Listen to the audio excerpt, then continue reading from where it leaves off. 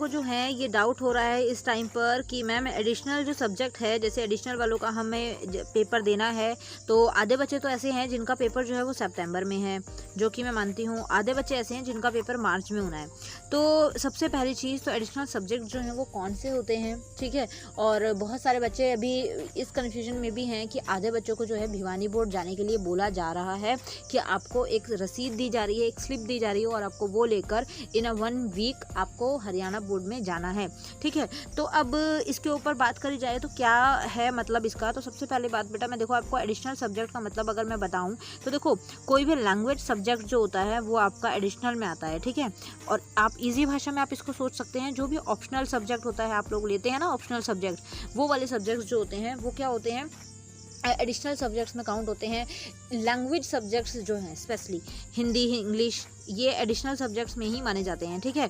अब आप लोगों ने एक कन्फ्यूजन जो है वो मुझे दूर करनी है। सबसे पहली चीज़ तो देखो बहुत सारे बच्चे हैं जिनकी इंग्लिश में कंपार्टमेंट है और मैथ्स में कंपार्टमेंट है, तो उनको HBSC बोर्ड जाने के लिए बोला गया है या नहीं बोला गया है, वो चीज़ मुझे बताओ, ठीक है।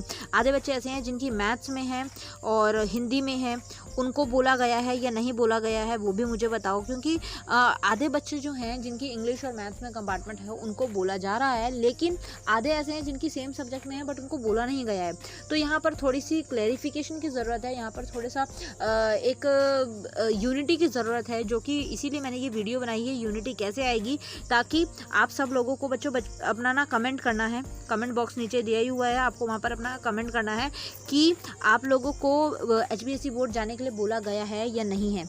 क्योंकि बहुत ही कन्फ्यूजन सी क्रिएट हो रही है। कई बच्चे ऐसे हैं जिनकी एडिशनल में कंपार्टमेंट है और उनको कुछ भी नहीं बोला गया है, कई बच्चे ऐसे हैं जिनकी कंपार्टमेंट है और उनको बोला है कि आपको HBSC बोर्ड जाना है।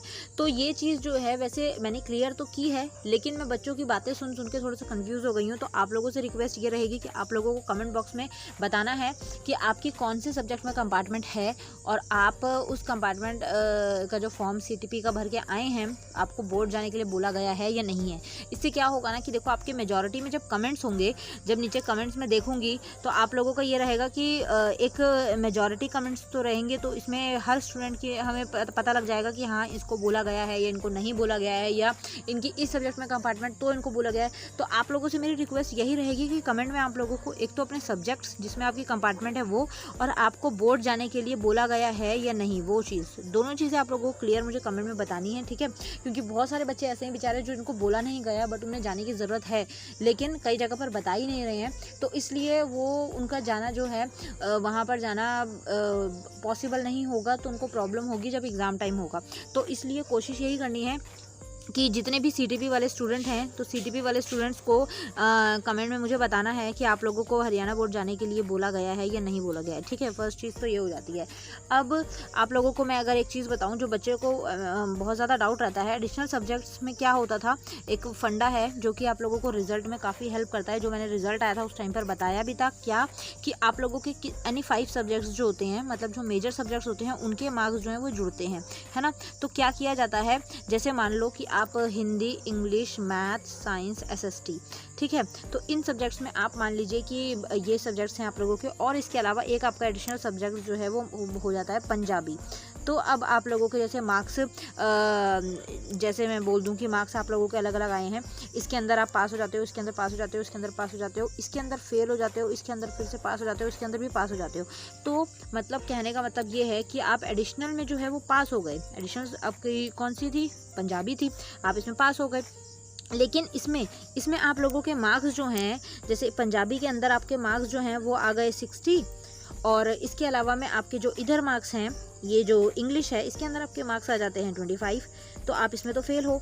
तो कि क्या करेंगे, आप लोगों के मार्क्स जो हैं वो रिप्लेस कर दिए जाते हैं। जो एडिशनल सब्जेक्ट होता है उससे आपके मार्क्स इंग्लिश से रिप्लेस कर दिए जाएंगे, क्योंकि एडिशनल सब्जेक्ट्स के जो हैं उसके मार्क्स एग्ज़ाम में नहीं जुड़ते हैं। आप लोगों के जो 5 मेजर सब्जेक्ट्स होते हैं उनके ही मार्क्स जो हैं उसी जुड़ के आपकी परसेंटेज जो है वो बनती है। तो ये चीज़ आई थिंक आप लोगों को मैंने बहुत बार बताई है, जब आप लोगों का रिजल्ट का टाइम था उस टाइम पर भी मैंने बहुत बार आप लोगों को क्लियर की थी, तो अभी शायद पता होगा, ठीक है ना। तो एडिशनल का ये फंडा रहता है, रिजल्ट में कोई भी जो मेजर जो 5 सब्जेक्ट्स होते हैं उन्हीं के मार्क्स जुड़कर, उन्हीं के मार्क्स का टोटल होकर आप लोगों के सब्जेक्ट्स जो हैं जो परसेंटेज है वो बनती है। ठीक है, एडिशनल के मार्क्स जो हैं वो जुड़ते नहीं हैं। हाँ, ये होता है कि जो मार्क्स जो हैं, जो लोएस्ट मार्क्स होते हैं आपके, जैसे लोएस्ट मार्क्स आपके मैथ्स में बन रहे हैं और आपके मान लो संस्कृत थी आपके पास और संस्कृत में आपके 70 मार्क्स आ जाते हैं, या फिर 70 तो ज़्यादा हो गए, 71, हाँ 70 लगा लीजिए, 71 मार्क्स आते हैं और मैथ्स में आपके 35 मार्क्स आते हैं, तो ये आपके इनकी जगह जो है रिप्लेस कर दिया जाएगा। ठीक है, तो वो मिला के इसके मार्क्स जो डिफरेंस होगा वो ऐड करके फिर आपकी परसेंटेज बनाई जाएगी। ठीक है, तो ये इस तरीके से होता है और अच्छा है, ये काफ़ी बच्चे इस पॉलिसी के तहत पास भी हुए हैं।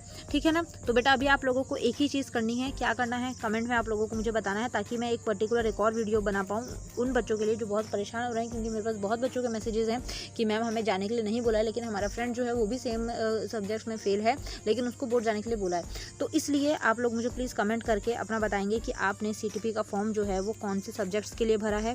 ठीक है, और आप लोगों को HBSC बोर्ड जाने के लिए बोला गया है या नहीं बोला गया है, क्योंकि इससे आप लोगों के कमेंट्स रहेंगे तो ये भी रहेगा कि हाँ ठीक है, अच्छी चीज़ रहेगी, मेजॉरिटी में पता लग जाएगा। जिस सब्जेक्ट में कंपार्टमेंट है वो वाले बच्चे जो मुझे दिखेंगे तो पता लग जाएगा कि हाँ बोला गया है, किन किन बच्चों को बोला गया है, किन को नहीं।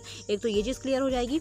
दूसरी चीज़ एक और आप अच्छी चीज़ कर सकते हैं, जैसे बहुत सारे बच्चे ऐसे हैं जो बेचारे अकेले हैं, जो इतनी दूर जो हैं वो जा नहीं सकते। तो जैसे कि आप लोगों को पता है कि HBSC बोर्ड जो है वो भिवानी में है और कई स्टूडेंट ऐसे हैं जो जाने में सक्षम नहीं हैं या फिर अकेले हैं, तो आप लोग वो भी नीचे कमेंट करके आप लोग बता सकते हैं। जिसको जाना हो तो वो रिक्वेस्ट मैसेज डाल सकता है। तो ऐसा ये रहेगा कि आप लोगों का और भी साथ के, चाहे एक हो, चाहे दो हो, चाहे 3 स्टूडेंट्स भी अगर हो जाते हैं, तो आप लोग आपस में बात करके और मिलजुल कर भी बोर्ड में जाके ये फॉर्म जमा कर सकते हो, अगर साथ में आपके कोई जाने वाला नहीं है तो। ठीक है, तो थोड़ा सा यूट्यूब है और आप लोग सब यहाँ पर रहते हो तो थोड़ा सा फ़ायदा उठाया जाए और इसी तहत आपस में मिलजुल कर सारा काम कर लिया जाएगा। ठीक है, तो जल्दी से फटाफट जो मैंने रिक्वेस्ट की हैं प्लीज़ मुझे कमेंट में बताइए। इसके बाद में हम नेक्स्ट वीडियो में जल्दी आप लोगों से मुलाकात करेंगे। Thank you so much for watching. Bye bye.